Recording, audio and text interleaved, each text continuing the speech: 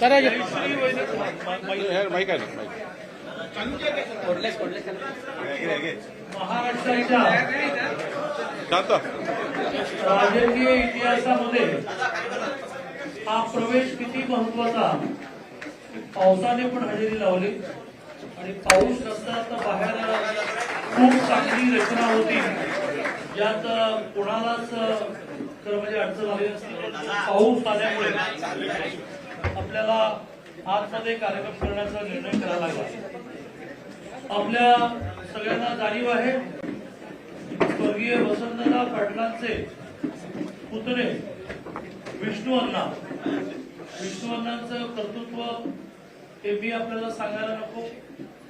महाराष्ट्राच्या विधान परिषदेचे सदस्य तर होतेच, पण अनेक जबाबदाऱ्या त्यांनी सहकारातल्या भूषवल्या. विष्णू अण्णांचे चिरंजीव स्वर्गीय मदन भाऊंचं असंच की दोनदा खासदार, दोनदा आमदार, मंत्री आणि सामाजिक संस्था, सहकारी संस्थांची मोठी यादी आपल्याला सांगता येईल. आणि आता आपण ज्यांचा प्रवेश करणार आहोत त्या जयश्री वहिनींचंही असंच कर्तृत्व आहे. त्यामुळे त्यांची जी पदं आहेत ती वाचताना मला दम लागेल असं मला वाटतं. उपाध्यक्ष सांगली जिल्हा मध्यवर्ती सहकारी बँक, अध्यक्ष वसंतदादा पाटील दंत महाविद्यालय, अध्यक्ष मदनभाऊ पाटील कॉलेज ऑफ नर्सिंग, अध्यक्ष मदनभाऊ पाटील मेमोरियल हॉस्पिटल, सदस्य महाराष्ट्र स्टेट कोऑपरेटिव्ह हॉस्पिटल, सदस्य आदिवासी काँग्रेस दिल्ली, अध्यक्ष शिवाजी मेंढे शिक्षण संस्था, अध्यक्ष सर्व शिक्षण संस्था, अध्यक्ष विश्वविद्यालय शिक्षण मंडळ, माजी संचालक सांगली विश्व उत्पन्न समिती, संचालक विष्णू पाटील सहकारी खरेदी, अध्यक्ष सांगली जिल्हा हँडबॉल असोसिएशन, माजी सदस्य महाराष्ट्र कबड्डी असोसिएशन, अध्यक्ष वसंतदादा विकास प्रतिष्ठान, शिवशक्ती व्यायाम मंडळ. असा एक मोठा परिचय असणाऱ्या जयश्री वहिनी आज भारतीय जनता पार्टीमध्ये प्रवेश करत आहेत. त्यांचा राजकीय आणि सहकार क्षेत्रातला परिचय आहे, त्यापेक्षाही माणूस म्हणून परिचय मोठा आहे. त्याबद्दल एक वाक्य बोलून मी लगेचच माननीय अध्यक्षांना, चंद्रशेखर बावनकुळेंना, माननीय राज्याचे मुख्यमंत्री माननीय देवेंद्रजींच्या उपस्थितीत जयश्री वहिनींचा प्रवेश करण्याची विनंती करेल. परंतु माणूस म्हणून एक वाक्य सांगायचं झालं तर परवा ज्यावेळेला माझी भेट झाली आणि मी त्यांना असं म्हटलं की तुम्ही काही काळजी करू नका, तुमच्या राजकीय भवितव्याची आम्ही काळजी करू. ते म्हणाला माझ्या राजकीय भवितव्याची काळजी करू नका, माझ्या सहकारी कार्यकर्त्यांच्या राजकीय स्वतःपेक्षा आपल्या कार्यकर्त्यांची काळजी करणाऱ्या जयश्री वहिनी त्या राजकीय नेता तर आहेतच. सांगली महानगरपालिका, सांगली जिल्हा यात मोठं स्थान आहे. मी पहिला चंद्रशेखर बावनकुळेंना त्यांचा प्रवेश केल्यानंतर मोठी यादी आहे. त्या सगळ्यांना राज्याचे संजय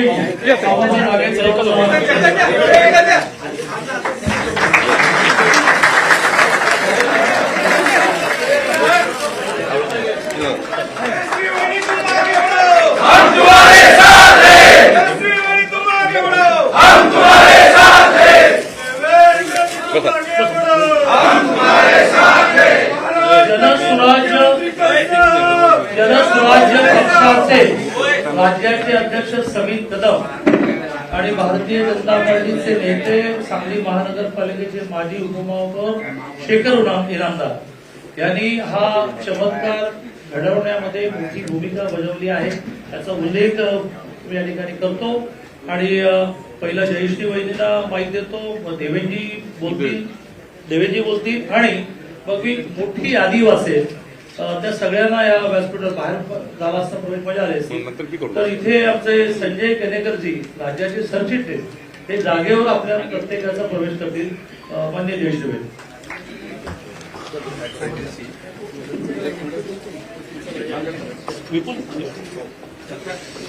आज आपल्याला सर्वांनाच माहिती आहे की आपण भारतीय जनता पक्षात प्रवेश केलाय आणि व्यासपीठावर उपस्थित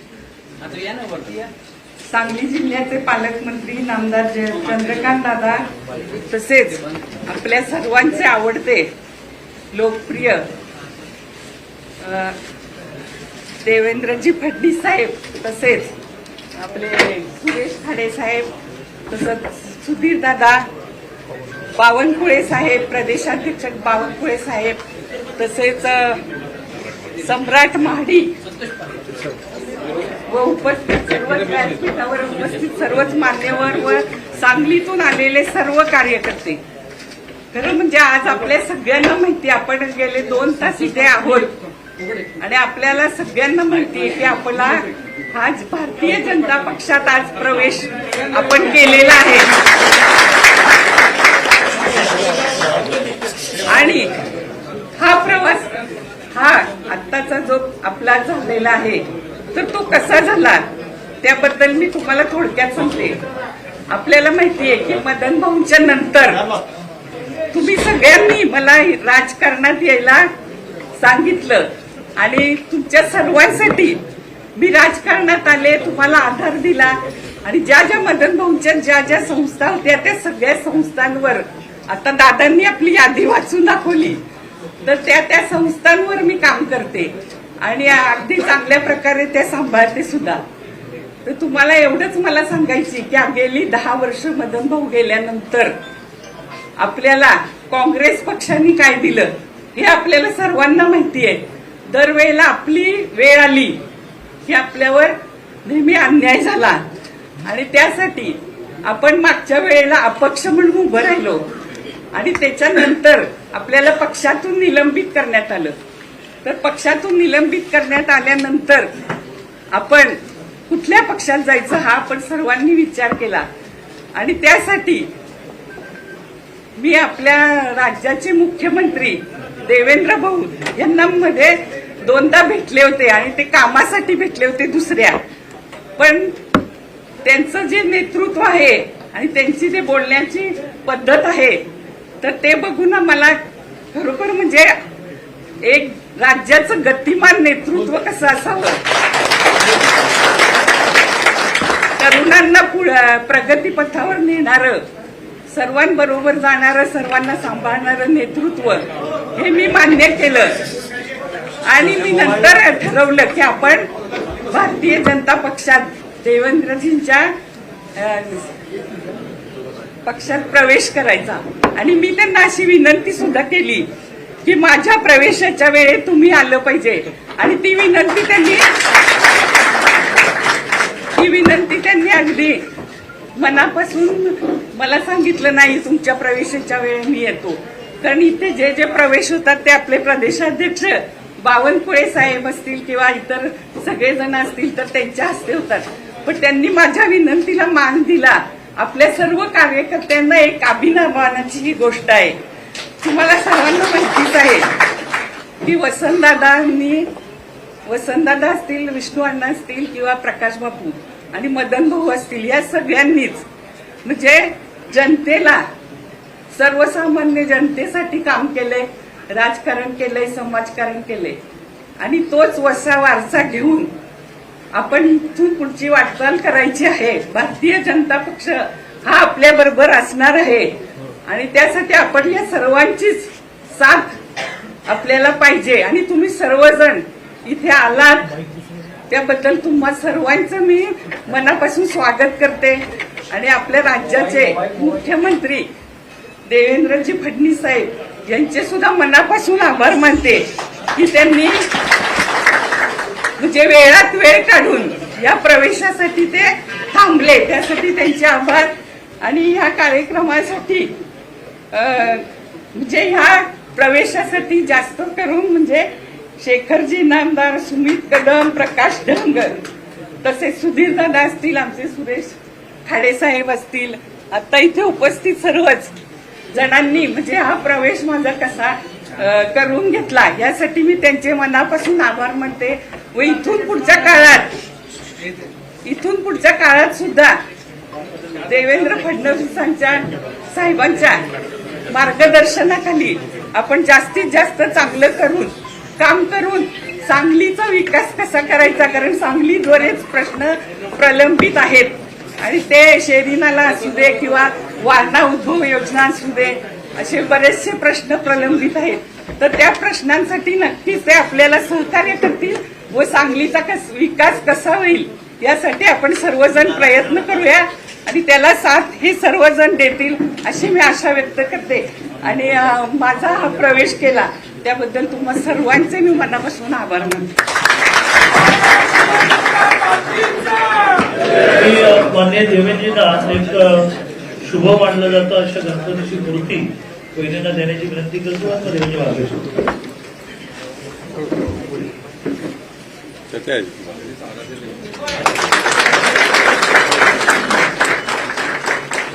मान्य देवेंद्रजी.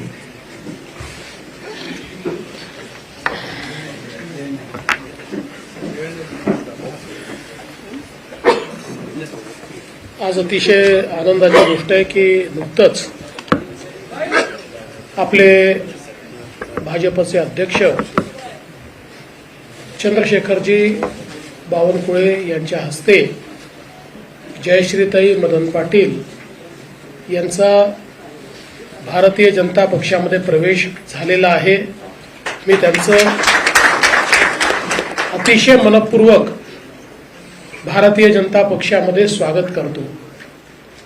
आणि मला प्रदेशाध्यक्षांनी सांगितलंय म्हणून मी घोषणा करतो की त्यांच्यासोबत ज्या ज्या लोकांची नावं नंतर घेतली जाणार आहेत त्या सगळ्यांचाही प्रवेश भारतीय जनता पक्षामध्ये झालेला आहे. आता फक्त फॉर्मली त्यांना नंतर आपण त्यांच्या गळ्यामध्ये आपला दुपट्टा टाकू. त्यामुळे उपस्थित सगळ्यांचं भारतीय जनता पक्षामध्ये मी अतिशय मनपूर्वक स्वागत करतो.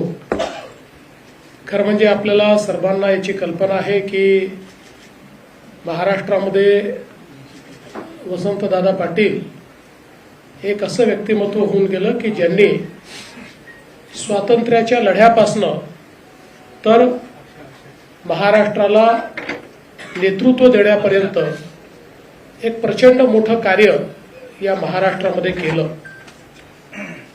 आजही प्रशासनाकरता त्यांनी घेतलेल्या निर्णयांकरता शिक्षणाच्या विस्तारीकरणाचा जो त्यांनी निर्णय घेतला, मोठ्या प्रमाणात सर्वांना अभियांत्रिकीचं किंवा वैद्यकीय शिक्षण मिळालं पाहिजे म्हणून त्यांनी घेतलेले निर्णय असतील, असे अनेक निर्णय सांगता येतील की ज्याबद्दल आजही दादांचं नाव हे या महाराष्ट्रामध्ये घेतलं जातं.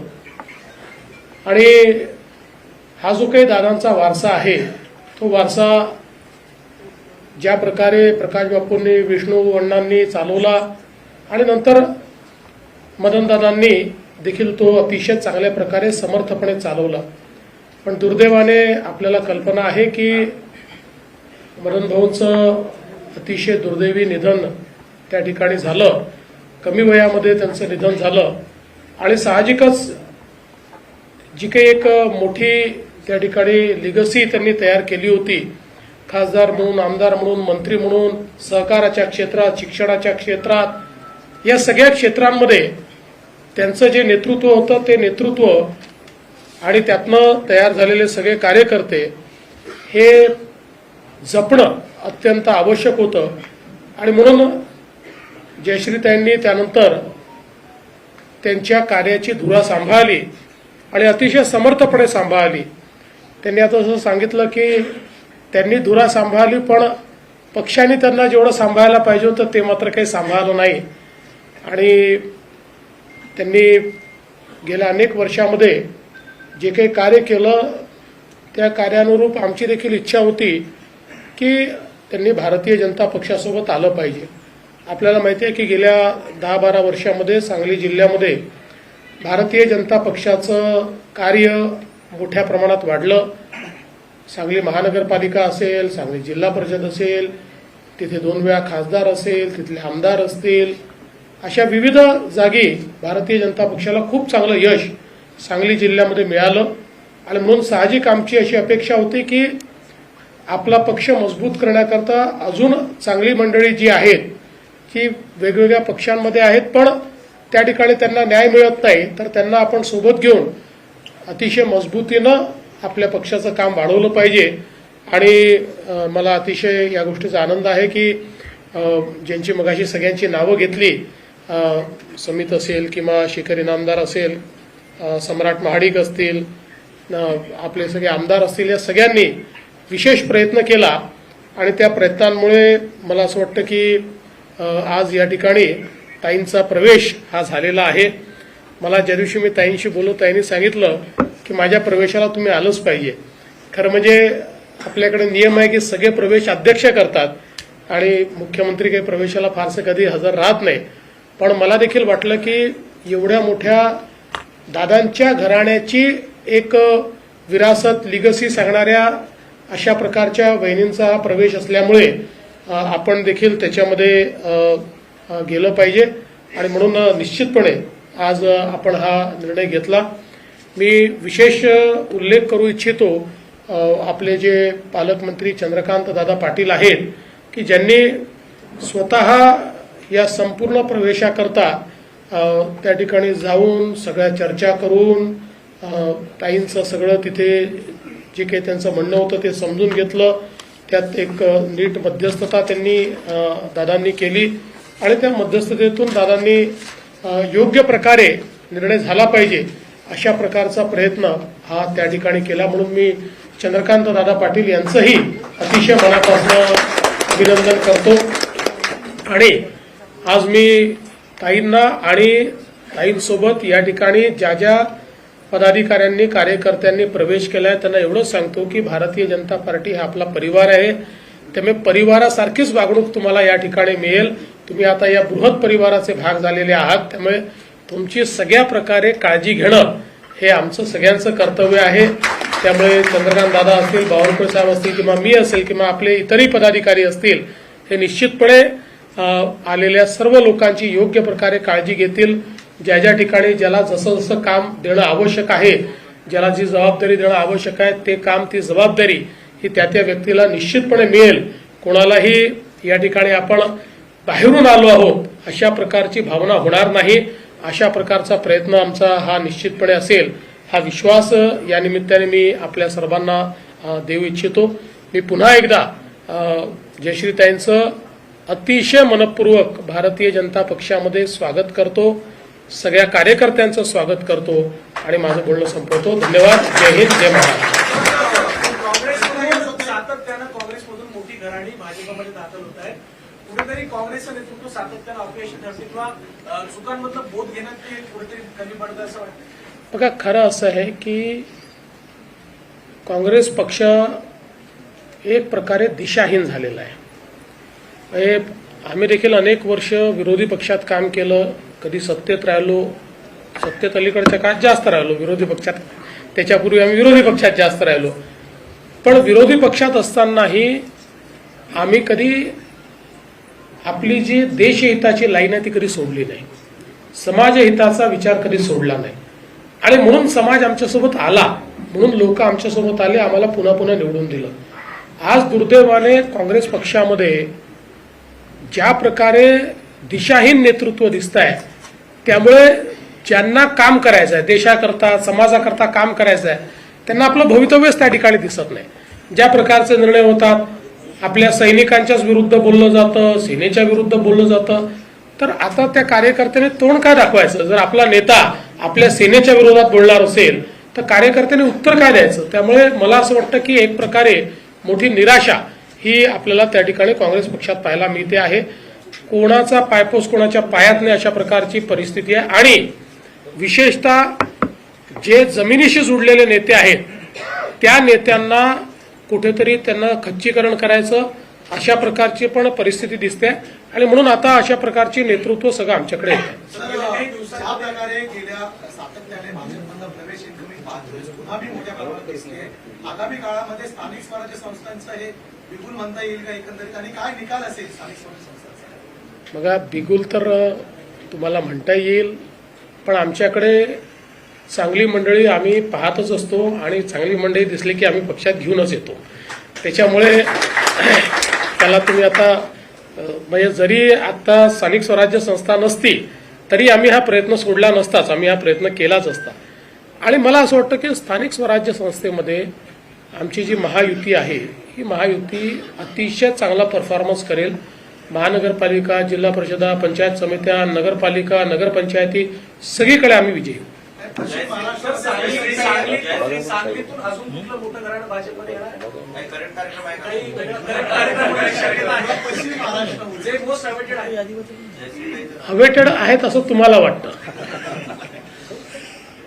आत्ता तरी आमच्या समोर असं काही चर्चेत नाही. जे मोठं घराणं यायचं होतं ते आलेलं आहे.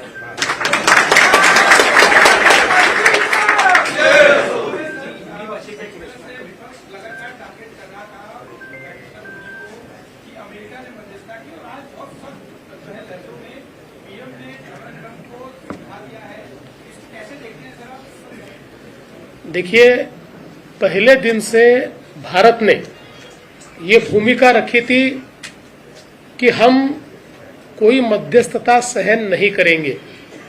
और हम सब लोग जानते हैं कि जिस समय भारत के मिसाइल्स ने 11 पाकिस्तानी हवाई अड्डों को इस परिस्थिति में लाया कि वहां से कोई विमान उड़ नहीं सकता, उसके बाद पाकिस्तान को यह ध्यान में आया कि इस लड़ाई को हम लड़ नहीं सकते, तो पाकिस्तान ने कई देशों को यह विनती की कि आप मध्यस्थता कीजिए और भारत को समझाइए और सीज फायर करवाइए. लेकिन उन सब देशों को भारत ने स्पष्ट रूप से बताया कि यह हमारा आपसी मामला है, आप इसमें बीच में मत आइए. अगर पाकिस्तान सीज फायर चाहता है तो सामने से चलकर पाकिस्तान हमसे रिक्वेस्ट करे, निवेदन करे, हमसे बातचीत करे, तो हम इसका विचार करेंगे. और बाद में पाकिस्तान ने स्वयं फोन किया, पाकिस्तान ने रिक्वेस्ट की और उसके बाद यह सीज फायर हुआ. तो इसमें कोई मध्यस्थता किसी की थी नहीं. भारत ने पहले भी ये बात कही थी और आज भी यही बात मोदी जी ने दोहराई है और सीधे तौर पर यह कहा है कि हमारा ऑपरेशन जारी है. अगर वापिस हमारे ऊपर कोई हमला करेगा तो हम हमला करेंगे और हमको किसी के मध्यस्थता की आवश्यकता नहीं है. बोललो त्याच्यावर दुपारी.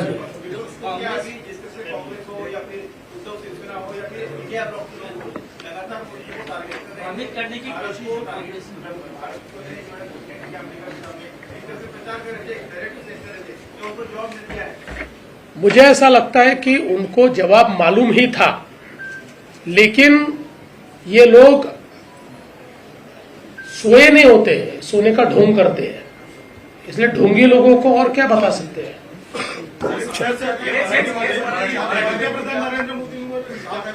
सकाळी बोललो त्याच्यावर मी सकाळी पुण्यात मी माननीय देवेंद्रजींना आणि भाऊंना विनंती करेन की बरोबर मी 2 मिनिटात यादी वाचतो. तुमच्या उपस्थितीत नाही, हे प्रवेश शक्यच नाही. यादी वाचा. आज माननीय देवेंद्रजींच्या उपस्थितीत आणि आपल्या राज्याच्या उपस्थितीत अन्य जे प्रवेश होत आहेत त्याची फक्त यादीत वाचणं मला शक्य आहे. त्याचे प्रवेश झाले असताना म्हणजे किशोरबाई शहा माजी महापौर सांगली जिल्ह्यात महानगरपालिका, श्री किशोर रामदार माजी महापौर, श्रीमती कांचनताई कांबळे माजी महापौर, श्री प्रशांत पाटील माजी उपमहापौर, श्री प्रशांत पाटील मसलेकर माजी उपमहापौर, श्री उत्तम साखळकर विरोधी पक्षनेता, श्री संतोष पाटील माजी स्थायी समिती सभापती, शिवंतताई वाघमारे माजी सभापती, रोहिणी सत्यजित पाटील माजी नगरसेविका, सौ मृणाल शेखर पाटील माजी नगरसेविका, श्री करण दमदार माजी नगरसेवक, श्री अजित श्रीनिवासी माजी नगरसेवक, श्री प्रकाश मोडके माजी नगरसेवक, श्री अजित कोरकर माजी नगरसेवक, श्री आनंदराव पाटील माजी अध्यक्ष विश्वनाथ पटेल संघ, श्री जयराज बर्वे संचालक सांगली जिल्हा मजूर फेडरेशन, मुबारक मुहूर्त संचालक श्री आनंद लेंगरे अध्यक्ष बजरंग विभागाचे सांगली जिल्हा, श्री इरफान मुल्ला सांगली शहर जिल्हा काँग्रेस सदस्य. मला माफ करा, देवेंजीचा 10 वाजल्यापासूनचा कार्यक्रम वाचला तरी 10 लागेल, कारण मी फार वेळ त्यांना थांबवणार नसल्यामुळे बाकी सगळ्यांचे प्रवेश झाले असे मी घोषित करतो. आणि मिरज विधानसभेतले 19 नावांकडे प्रथम वाचतो. आत्माराम जाधव हिरणडोली उपसरपंच, सुरेश कोळेकर सरगरे माजी सरपंच, राजे पाटील सरगरे माजी जिल्हा सदस्य, निवास पाटील सोलापूर चेअरमन सोसायटी, खंडराव आणि जगताप संतोषवाडी अन्य सभापती, आबा चव्हाण खंडे राजूरी माजी उपसभापती, संताजी गायकवाड बेळंकी माजी चेअरमन, अख्खा पुणे गंगावाडी सरपंच, राजाराम गायकवाड बेळंकी माजी सरपंच, योगेंद्र थोरात माजी नगरसेवक, अजित थोरकर माजी नगरसेवक, सचिन जाधव प्रमुख पदाधिकारी, महेश पाटील प्रमुख पदाधिकारी, विद्या नलावडे प्रमुख कार्यकर्ते आणि विनायक यादव उद्योजक. जयश्री वहिनी आता सगळ्यांचा प्रवेश झाला आहे, पण एक मेळावा तिकडे घेऊ, त्यावेळेस पुन्हा एकदा सगळ्यांना स्टेजवर येऊन प्रवेश त्यामुळे देवेंद्रजींनी हे मान्यच केलं आहे की हेच कार्यक्रम सांगलीमधले pending आहेत. त्यामुळे ते चांगला वेळ देऊन येतील त्यावेळेला आपण मोठा प्रवेश करू. मी थोडी माझ्या स्वभावाप्रमाणे सम्राटला शंका व्यक्त केली की पाऊस काय आपण 5,000 लोक हॉल आहे. ठीक आहे, आपण देवेंद्रने वेळ दिला मोठा प्रवेश करू. ज्यांची नावं वाचलेली आहेत